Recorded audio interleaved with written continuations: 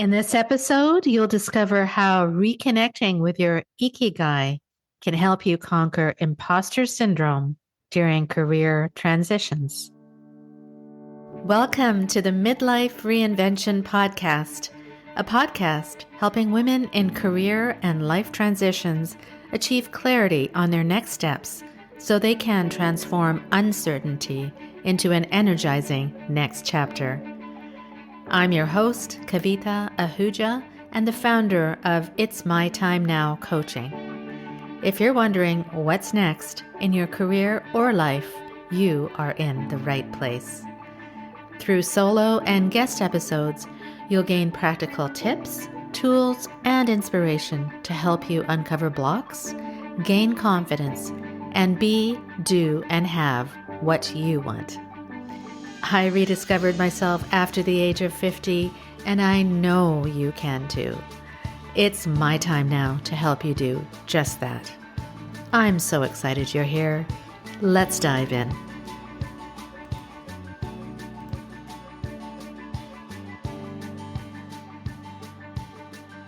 Are you in the middle of a career transition and suddenly second-guessing everything, even your own success?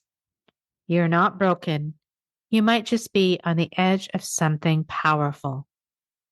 Let's talk about why imposter syndrome shows up and how reconnecting with your Ikigai can shift everything.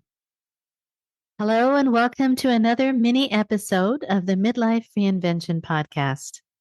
I'm Kavita, and if you missed my longer episode, number 189, where I discussed a proven antidote to overcome imposter syndrome in career transitions, this quick refresher today will get you up to speed. Think of it as your midweek pick-me-up made just for you. And if it sparks your interest, be sure to circle back and catch the full episode afterwards.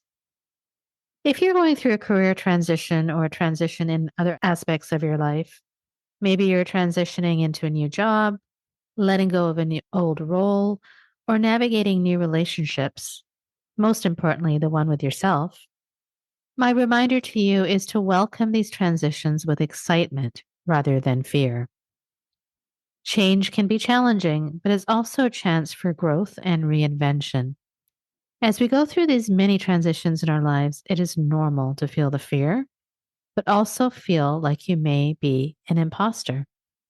As I discussed, imposter syndrome is that persistent feeling that you don't quite deserve your accomplishments, that you're not as skilled as people think, and that one day you'll be found out as a fraud. Nearly 70% of us go through these feelings at some point in our lives. So if you've ever felt that twinge of self-doubt, guess what? You're definitely not alone. It tends to flare up when we're stepping into unfamiliar territory, like a career shift or a new chapter, because, well, our inner critic loves to keep us safe in our comfort zones. Transitions, especially in midlife or mid-career, can trigger all sorts of insecurities. Maybe you're worried you won't match up to other people's expectations, or you're afraid you'll fail, or this one's sneaky, you're even afraid of succeeding. If that sounds like you, take a deep breath. Feeling like you're not good enough is a clue that you're stepping beyond what's familiar. It's perfectly natural. And with the right mindset, it can also be a sign that real growth is on the horizon.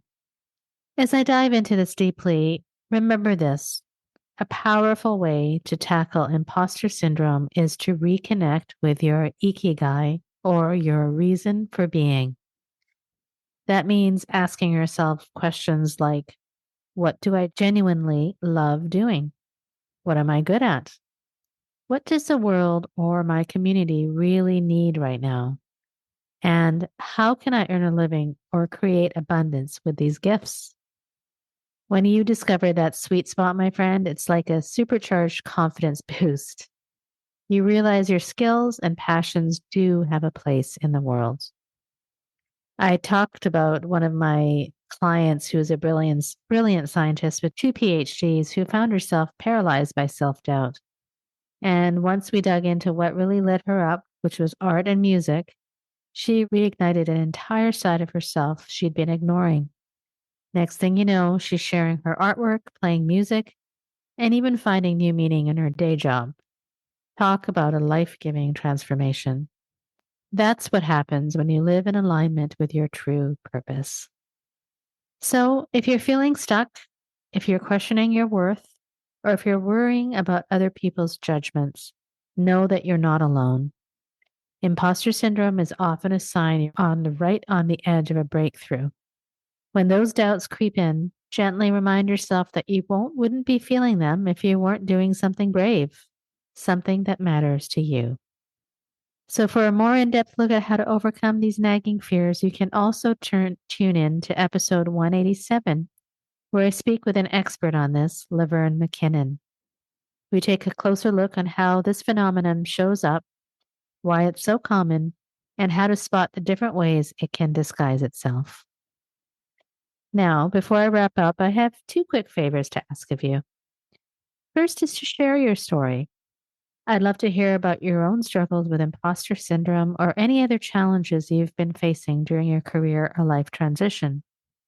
Shoot me an email at Kavita at itsmytimenowcoaching.com or connect on social media.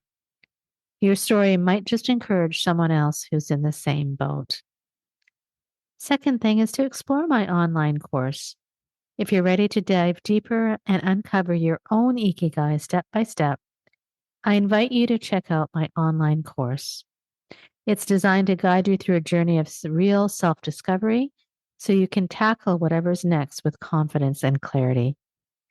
Think of it as a structured, supportive path to hush that inner critic and unleash your full potential. You can find details of the online course on my website at itsmytimenowcoaching.com. And if you're not sure what options are good for you right now, book a call with me to discuss. There is no obligation, just a conversation to understand where you are right now and where you'd like to be. Email me at Kavita at itsmytimenowcoaching.com. So thank you for joining me. I don't take it lightly that you're here. And if this sparks something in you, maybe a newfound curiosity or just relief that you're not alone, consider this your sign to take the next step. Don't hesitate to reach out to me today. You've got this, my friend. Until next time, stay well, and let's work together to find your reason for being.